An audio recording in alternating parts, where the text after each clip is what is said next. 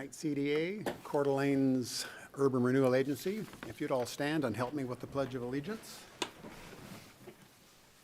I pledge allegiance To the flag of the United States of America and to the republic for which it stands, one nation, under God, indivisible, with liberty and justice for all. Thank you very much.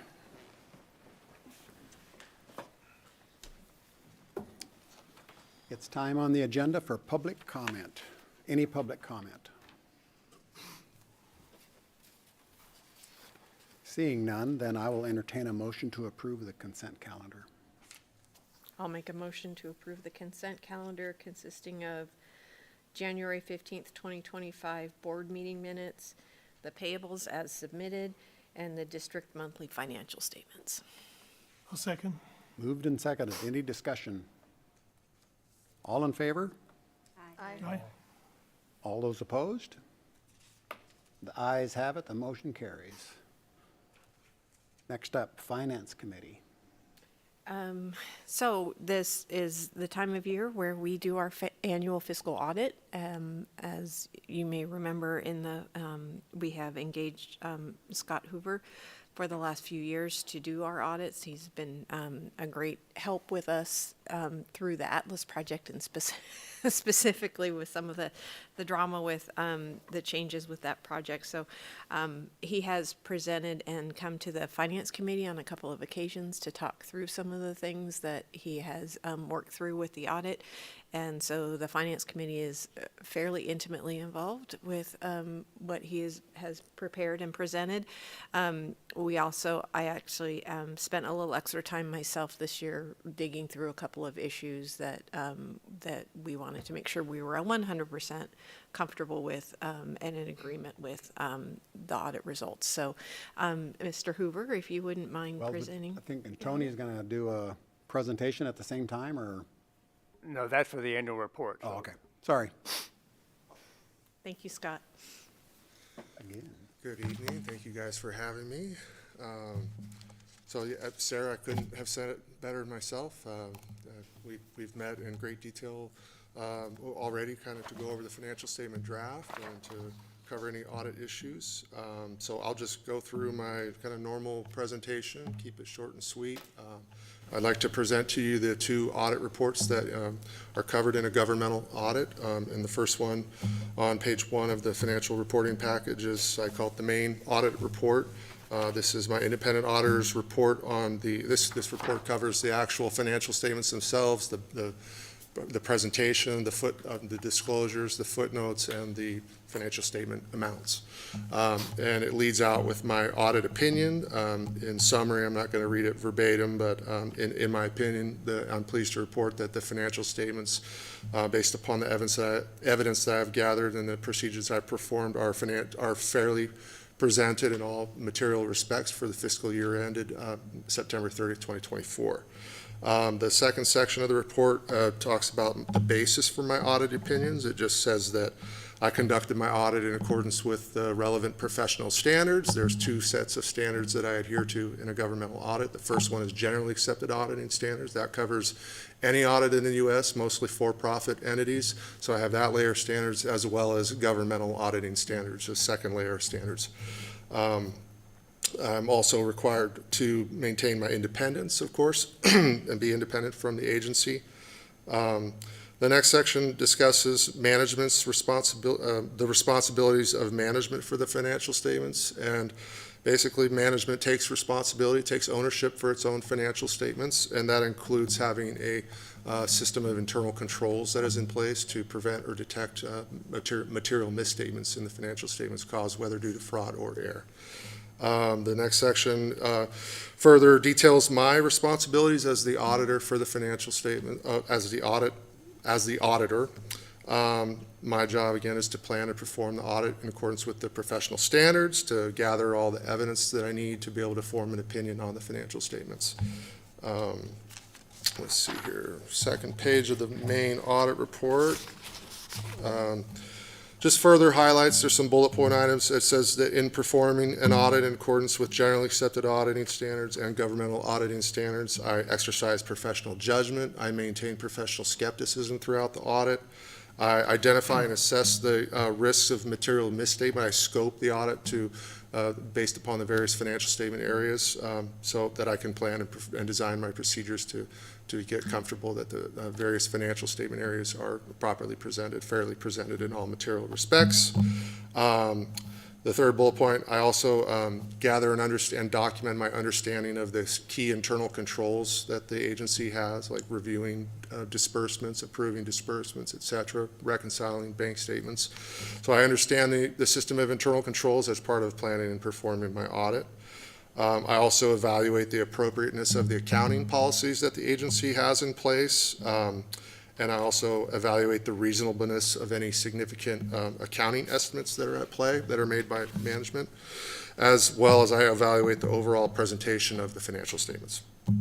And that pretty much covers the main audit report. And then at the back of the reporting package is the second audit report.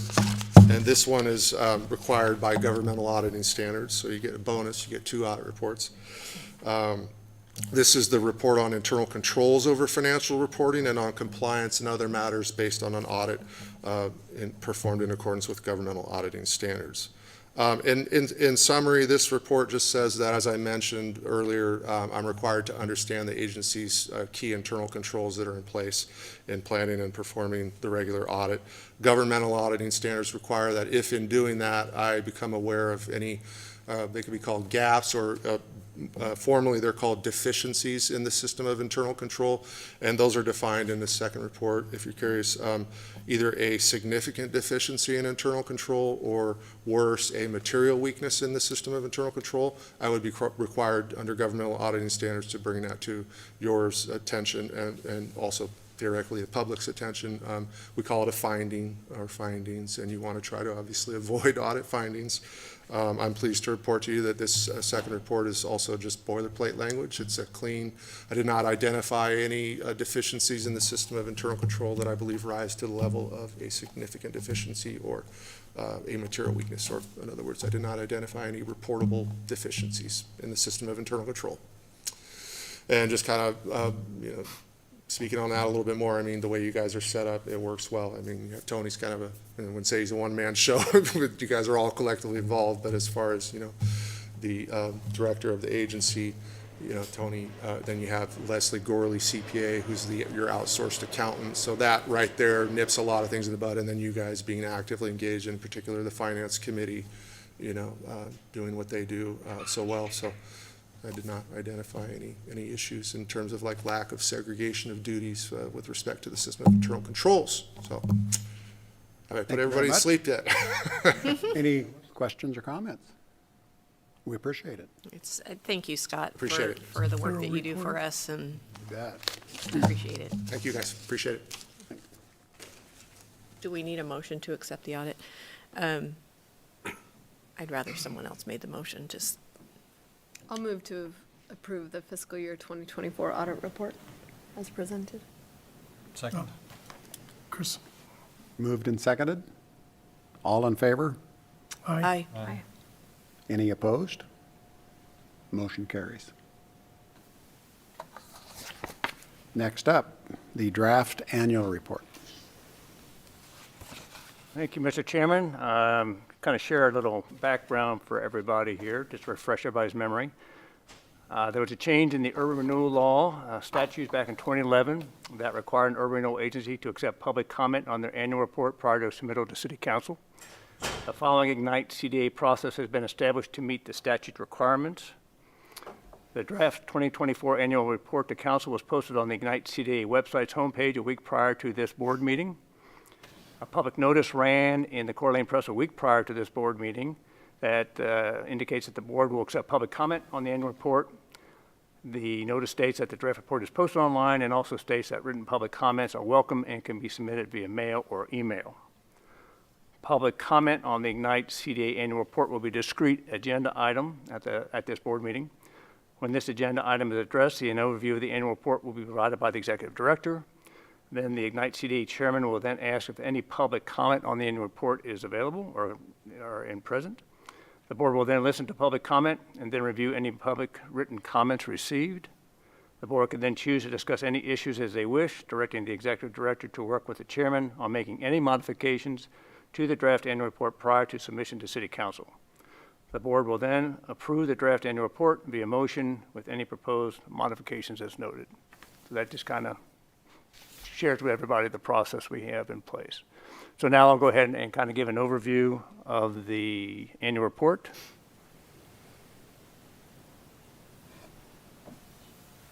I don't have my mic anymore, so I have to kind of do this with two hands here. So I have the annual report on the screen there. So just to kind of go through it, we kind of give an overview, an introduction of the annual report. Talk about our strategic long-term focus areas: education, job creation, retention, housing, public space, public parking, Atlas Mill Site Redevelopment Initiative, Health Corridor Urban Renewal District, and identification of potential new urban renewal districts. Then we talk about board member transitions. We talk about Mr. Chapkus leaving the board, Councilmember English leaving the board, Councilmember Miller coming to the board, and Mr. Kevin Jester also joining the board. And we provide an agency update. We talk about the Lake District, kind of we have a few projects that are still ongoing that we're wrapping up. We talk about the Health Corridor District. Some 24 updates on that project. We talk about property divestitures and transfers, and we have an Exhibit B in the annual report that kind of gives more detail on that. We also talk about the Atlas Mill Site project. We talk a little bit about our outstanding debt obligations in the River District, the Riverstone West Phase 2 Improvement District, our reimbursement agreement with the IRA, which has been closed. We still have the OPA for the Riverstone West Phase 1. We talk a little bit about communications and outreach, key partnerships, Atlas project area for the strategic property portfolio, which is also included in Exhibit B, and then just a summary statement. Our Exhibit A kind of lists the projects in the Lake District to refresh everybody's memory and kind of keep that in the institutional memory of the organization and the City Council. I've also included the Lake District Legacy document one last time to once again reaffirm the wonderful success we have with that district. Talk about our projects in the River District, in the Atlas District, and the Health Corridor District. And then in the Appendix B, we kind of talk in more detail about the Atlas Waterfront project, and we list all the areas that have been sold, and we also share the remaining areas that are to be sold and divested in the near future. One final graphic kind of shows where the areas are located in the three different districts. The green area, where Area 13 is in the Lake District, and that's the one that's still outstanding. The yellow is the River District, and the pink is the Atlas District. And then finally, as part of the audit, we include or a part of the annual report, we include the audit that you just approved, and that will be one complete document that is submitted to the City Council. I'm happy to address any questions you might have.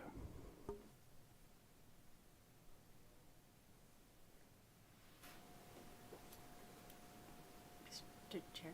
Yep. When is this scheduled to go to City Council?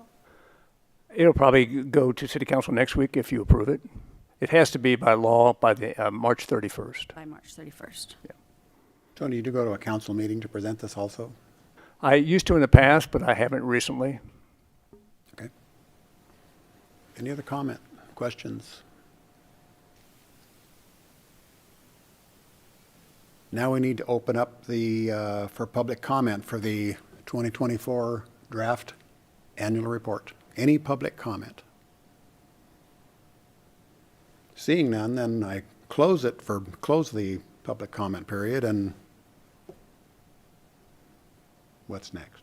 What's next is I did not receive any public comment via mail or email regarding the annual report. So it's now up to the board if they would like to approve the draft package to be sent to City Council. No phone calls or? Okay.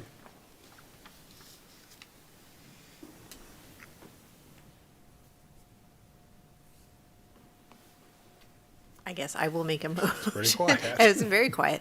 I will make the motion to forward the document as the draft version that we have seen to the city council for their approval or acceptance.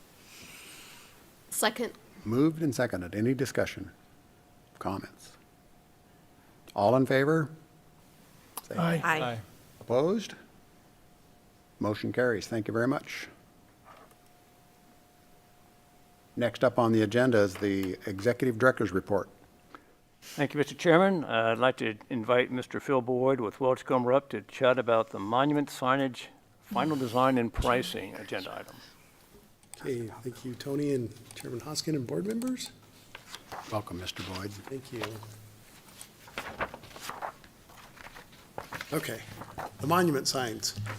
So this is just a summary from, just to refresh the board's memory. You have a memo that provided a little longer history, because as I started to put this together, I thought there's a couple new board members that I should provide even some deeper history. Thank you. On how we got where we're at. And so that's in your memo.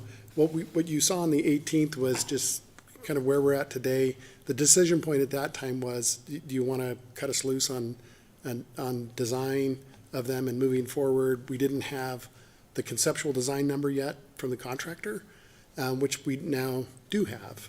So this is what we talked about last board meeting. What's in front of you today is again, conceptual design budget pricing. This is in your memo. I'm going to adjust that just a skosh. And so you can see that there's two different options in there. The first one is the way we had the contractor price it, which was with conventional electrical lights, which requires new meter sets on each side, the west and the east side of Atlas Road, to bring power to the signs. There's obviously a Vista cost to do that. Then there's the cost for the electrician to run from the meter can to a panel at the sign and light the sign. And as we were kind of value engineering the project, we thought, what if we could put a solar light in here? Because there's some pretty robust solar lighting now. And there's just, if the board remembers, there's a single light up in here. And so we went back to the contractor, talked about that, and they said, yeah, they've actually done some like that. And so that's the difference between this column, sign with electrical lighting, and sign with solar lighting. These are the numbers from what we presented to you last month. And then just a couple of footnotes. We didn't have the permit fees in here, and there's no construction contingency in there. And so for those of you, which I think a lot of you are in the construction industry, have been exposed to it, you know that we should have a construction contingency in there. So I just put an estimated budget in there of about 10%. So with that, I guess I'll pause and we can have a discussion about our favorite topic, the monument signs. Well, I thought the favorite topic was color. Yeah. We won't talk about color. Color's not we've already Color's done that done. a couple, yeah. Any questions? Yeah, Phil, thanks for the presentation, and thanks for the background that you gave. That was helpful. And I'll just be honest with you, there's sticker shock here. It's like, holy smokes, this is a lot to take in for two signs. I appreciate taking a look at it, and with regard to the solar lighting, and of course, I think I would recommend that if we choose to move forward, that we move forward with that as the alternate for that, or not alternate, but maybe as the base. Yeah. Okay. And then the question I would have for you, and I think I know the answer to this, but I just like to get it in the record here, is if we were to choose to move forward, this is an estimate right now. If we choose to move forward, does that go to a fixed bid, or what is the contract structure? So that is a good question. What we would do is, if the board were to choose to move forward, we'd go through this step, go to final design with a structural design, the architectural design. There's some easement documents we need to get. We would now have enough plans, that the contractor can give us a fixed number on those things. So we would get a fixed lump sum price for the work, because there's really nothing variable about this particular project, right? So we would get a fixed number from them for this work. Would you, or have you considered a time and material with a guaranteed max? Have Or not is that, or is that even a desirable option? I open that up to everybody here, so. Yeah. Yeah. I have not considered that, and I guess we could talk to La Riviere about that.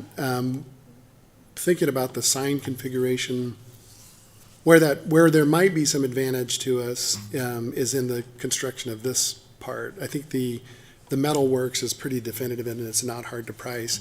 There is some uncertainty that, I think where you're getting at, that La Riviere may be, the uncertainty with the construction obviously goes into pricing. And so if there's uncertainty in the construction of this part and within the site, they might be addressing it that way. So we could certainly talk to them about that. Yeah. I don't know how the rest of how you feel about that, the rest of the commissioners here, but just a thought. I anticipate they may want it to cut both ways, where they would say, if we're going to do a T&M with a maximum, we want to push our maximum up. Because they're going to say if it's lower, the district benefits. If it's higher, we lose as a contractor. So they may want to bump that number up a little bit. If they say that, is that where we say no? Yeah, Or, okay. yeah. And there's always the option too of, once we have a set of permit drawings, and we're kind of going to permit level because we're negotiating with the contractor. If we were to take it a little step further and had a little bit more detailed drawings, we could open it up to bid and put the whole thing out to bid. It is a little bit of a unique, as you would know, this is a little bit of a unique animal to bid, but we could certainly do that, because I think that there's a couple contractors we could talk to about this. Well, I agree with you. There's not a lot of variables in here. It's not a big project. There's not like, a lot of fat to find in here. The only thing I could see is, time of year, if you hit the right weather window that you can get after it and get it done. Yeah, As opposed to, hit and miss. That would be the only variable I can think of. The rest of it is, it's such a small project that you should be able to hit your mark. yeah. So, that's all. Any comments or anything? To follow up on those comments, is there an advantage, particularly for this as a standalone project enough that we could get more competitive bids on it? I mean, this is the same contractor who's been working the site, been very reliable, good partner, yet at the same time, this is something where someone else might come in a little hungrier and want to have a chance to put their stamp on this project as well. We're seeing a lot more interest in the contracting market right now, so perhaps there might be some sharper pencils out there that I would be in support of, either evaluating the contract type or certainly looking at some competitive bids without unnecessarily delaying the project. But I too feel like there's a lot on the budget line here for some wayfinding and identity that the group has discussed ad nauseum before. But at this point, we should try to be as effective as we can with the funds. Yep. No, those are very good points. The one advantage we have at this point is the fact that La Riviere knows the site, built all the stuff in that area, actually built both sides of it, not for us, but for the private apartments that are on there. They were their site contractors on those things, so they kind of know the site. Maybe there's some advantage there. And one of the things that's not in here is a very detailed site, or a detailed site plan. We actually have some site plans, but that would be the part where we might spend a little bit more time up in here putting a site plan. But I'm going to scroll forward looking for a particular slide to show you. We actually developed site plans in the past for these, so it's not a huge lift to go in, and this is back when we did these. So we would need to create something like this if we were to put it out to bid. Simply because somebody that's, Joe's Construction won't have the understanding of the site that La Riviere does, particularly where the irrigation is, the buried utilities, which all shows up some of it shows up in locates. But we would want to put some of that detail together. Again, I don't think it's a big lift to do that, but I just want to toss that out there. Sorry, go ahead. What, if any, is involved in maintenance, upkeep, I don't know, solar panel, it looks straightforward, right? But if there's some rust or something that happens to it, who bears that responsibility? This will be an HOA-owned Okay, facility at the end of the day. And so, similar to other sites, parts of the site that the hill climb is kind of the most one you would think about. Ignite built the hill climb that brings pedestrians from Atlas Road down into the site. Once that thing is fully complete, it gets turned over to the HOA, and they're in charge of maintaining it, snow plowing, repairing it if needed. everything. So that doesn't need to be built into any, whatever structure of the contract, that there's no further obligation No, I beyond think, the and initial. Danielle might have to speak to this. Once we have it completed, we kind of give this, we transfer ownership of it from Ignite to the HOA and say, Okay, best wishes. This is built with very durable materials. It's Yeah, I intended to know, be that very was part of low our maintenance. criteria, Yeah, The thing I was gonna say is probably, as far as Russ is concerned, they'll probably powder coat most of the metal. yeah. It's hard to imagine what could go Yeah. wrong with that, but, Probably the solar being, Okay. and then the landscape lights that might be around in the area, you can imagine they get kicked or Mm-hmm. whatnot, need some maintenance. Sarah? I just wanted to say, I agree with what Commissioner Myers said, and also what the other commissioners have also said about, the potential competitive arena now for construction bidding, but I also want to bear in mind that it could create different requirements and different unanticipated costs with potential cost of issuing an RFP, managing it, the document creation, all that kind of stuff. So I think it's important to keep all of that stuff in mind as well. If it's only going to be a $5,000 savings on the entire project, then is it really worth it? Yeah, I just want to make sure that we're not being penny wise and pound foolish. Tony, I think we've budgeted, what, 150 for this? How does the increased proposed budget there bounce up against the budget?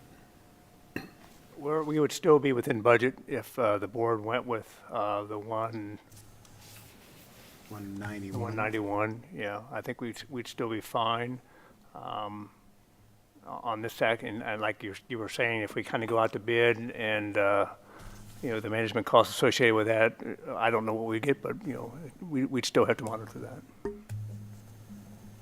Okay. So you need a motion then for Phil to proceed? So we would just need the board to decide how they want to proceed. And if you would like, I think the logical next step would be to kind of go into design and try to get any firm costs, the way Phil had outlined it, and then I guess come back and see if you want to, which path you want to go. Do you want to negotiate with the contractor, or do you want to go out for bid? I think that could be a later decision. But I think the first step, if I'm reading Phil right, is to kind of get into more of a complete design. And I don't know if that would, if you would change that, Phil, to, well, I guess I'm backing up. If the board wants to go with the bid process, there'll probably be more design work to kind of get into what Phil was saying that would be needed for an RFP package. So that would probably be included in this phase of the effort. The other one consideration as I was standing here thinking about it is, and I don't know that this is a huge one, because the contract documents, if the bid documents, because we'll switch terminology here from permit documents, because that's what we're envisioning here, is doing just enough to get a permit. Because we've been dialoguing with Le Riviere, what's the size of this bolt? What are these things? How are we going to do this? That stuff is just, exchanges, sketches, emails, and it becomes ultimately part of the contract documents. We compile them all together, and that's what our agreement is. If we're going to go to bid documents, that's where the additional detail will come. And I think the board's clear on that, but I just wanted to make sure. I don't know that it's a gigantic lift. It might be $2,000 or $3,000 of additional money to do that. I will also say that Le Riviere has, being a good sport, has repriced these signs 3 or 4 different times. And, which they're not getting compensated for that, as you guys know. In that world, they know that they're going into it. And I anticipate if the board decided to go out to bid, they'd say, okay, we'll bid on it, type of thing, so. I mean, maybe all the more reason to set a max, because they have, there are fewer variables for them. They have a lot of knowledge and understanding and insight. The design is pretty close. So it's like predicting the weather, we're pretty close. They have the most knowledge, but setting a max. And then to Commissioner Garcia's comments about opportunity cost of the bidding process. That does, I guess I'm kind of mixing a couple of different ideas here. Maybe the direction we head is down here where I'd put a contingency in, because you guys know, we could tell the contractor, Le Riviere, you know so much about the site, we'll do a fixed fee kind of no change order unless you find a nuclear waste site, type of thing, where it's just, it's a fixed fee project, you deal with all the uncertainties in it, and then the board doesn't have that risk of a change order because they uncovered a tree stump. You know, where the contractor would throw the flag, we would be saying, well, you're the one that buried the tree stump there, because they did the site work. So there may be, I guess I'm mixturing a couple of different ideas here, where we still negotiate it, but we cap it at a final negotiated number with no contingencies, where they can't really come back to us for anything except extreme things, which we don't anticipate there. I think there's value in familiarity, kind of speaking to what Commissioner Garcia said. Moving with somebody that, a known quantity, you have history with them, they know the site. I think there's value in that, and especially if you trust them, then you know there's value in that, and I think we take advantage of that. And I would be in favor of moving forward with La Rivera and having them go to construction documents with the intent of moving towards a final bid. And then we can decide on the contract, you know, if it's time and material with guaranteed max, something like that. Yeah, next meeting? Yeah. Can you be prepared by next meeting, remember that? I'll have to double check with the Del Hatch, who's going to do a little bit of architectural detailing on it, or his team, and then the structural engineer. But I anticipate we would. In a perfect world, what I would come back with is permit drawings and maybe even two different pricing scenarios, T&M with a max and a fixed fee number, no contingencies type of things. So the board has two different options to That'd be look great. at. And if it doesn't work out in the perfect world, what would happen is instead of being here in March, we might be here in April. So March to April, we would have those things for the board. And I don't think it's going to hurt us much from a weather standpoint, because we probably won't want to start until May anyway. What's the lead time on a project like this? Month? This part is a little bit more complicated, the steel and whatnot, and they've had a little bit of a struggle finding someone to build that sign in the manner and detail and quality that Del Hatch is after. There's a whole discussion about how those letters get cut, which I won't bore you with, but it's very particular on the way Del wants the letters cut. So I think it would be a little bit more than that. Do we need a motion on that, or just a general? I think it'd be helpful to have a motion about how do you want to proceed, so we're all clear. Is that a motion then that you made? I would make a motion to proceed with permit documents. Does that cover it, Phil? It does, yes, sir. I'll second that. Moved and seconded. Any further discussion or questions? Commissioner Jester, are you, you want to move forward with permit documents with solar? Do you want to Yes. include that in your Yeah, if motion? we- To be specific with solar, yes. Okay. We still good on the second with the Second amended? sustains, yes. Any questions? All in favor? Aye. Aye. Opposed? Motion carries, and we look forward to next month, getting closer. Very good, thank you. The one last thing I'll just update the board on, just so you're aware, if you drive by and you see soil material coming into the site, that's material that's actually coming from the Sherman Tower site. I think the board might have heard that we had originally, Le Riviere told us and believed themselves they were under contract to get the Marriott material. So we were all excited about that. And then we're not certain the reasons why, but that contract with them evaporated. So we We talked to the next contractor to see if he would be willing to bring the material here, and he was not. They used the material in another process that they have, so we didn't get that material. But we did get some out of Sherman Tower. Shout out to the Hagedon Hospitality for being willing to orchestrate that for us. And so that's what you see if you happen to drive by and wonder what's going on there. But that's about it for the rest of the project update I have at this point. How many yards are you getting? It's about 6,000. Yeah. And Phil, I noticed this nice dark material coming out of there. Has it been soil tested for structural fill It has been, yep. compatibility? Yep, before we got it, we get their geotech report, we Okay. evaluate it. Excellent. Yep, and make sure it meets the requirements we need. Excellent. Nice. Yep. Every little bit helps. That's right. Okay, thank you. Thanks, Bill. That's all I have, Mr. Chairman. Thanks, Tony. It's time for board commissioner comments. Any comment? I have one. I'd like to really give a shout out to Tony and Danielle for getting the Midtown project. Here, here.